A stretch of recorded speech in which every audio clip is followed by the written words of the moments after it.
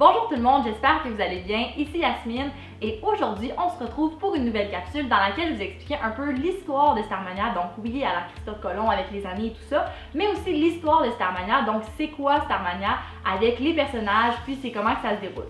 Donc, premièrement, j'ai mes petites notes ici parce que je ne vais pas me tromper dans ce que je vais vous dire. Mais Starmania, en fait, c'est une comédie musicale qui a été créée par Michel Berger, mais qui est basée sur un livret de Luc Plamondon.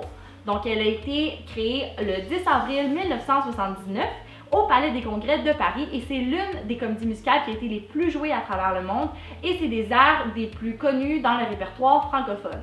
Donc il y a eu autant d'adaptations en français qu'anglais, donc c'est vraiment quelque chose d'international. Et puis cette année, bien c'est Québecissime qui va l'avoir avec Starmania, donc Québecissime chante Starmania.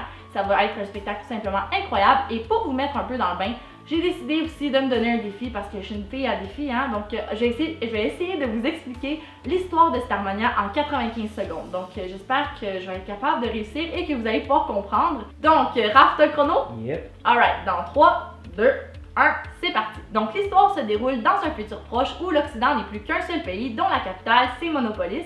Et puis, dans cette capitale, tout le monde, ou presque, veut devenir une star d'une quelconque manière.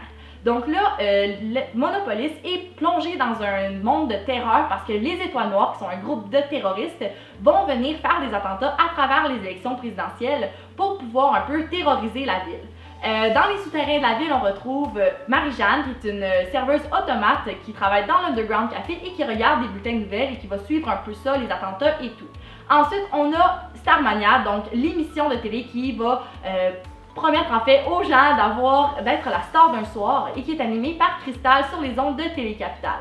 Et puis là, on a Ziggy qui lui apprend ça, qu'il y a Starmania et il veut devenir le premier danseur rock de son époque. Et lui, c'est un disquaire homosexuel, donc il travaille bien tranquillement, mais il veut vraiment percer dans ce rêve-là. Et puis ensuite, plus loin, on a Zéro Janvier qui lui va se lancer en politique, donc c'est un milliardaire avec une autre tour dorée en haut de l'Underground Café. Et puis là, il se lance en politique pour devenir le président de Monopolis. Et là, sur sa route, il va rencontrer Stella Spotlight, une ex-candidate, une ex-actrice en fait du cinéma, qu'il va prendre sous son aile pour, dans sa campagne, avoir un peu une sex symbole à ses côtés. Mais là, ils vont tomber en amour. Puis là, ils vont avoir en fait vraiment un mariage dans la discothèque en haut qui se nomme le Naziland.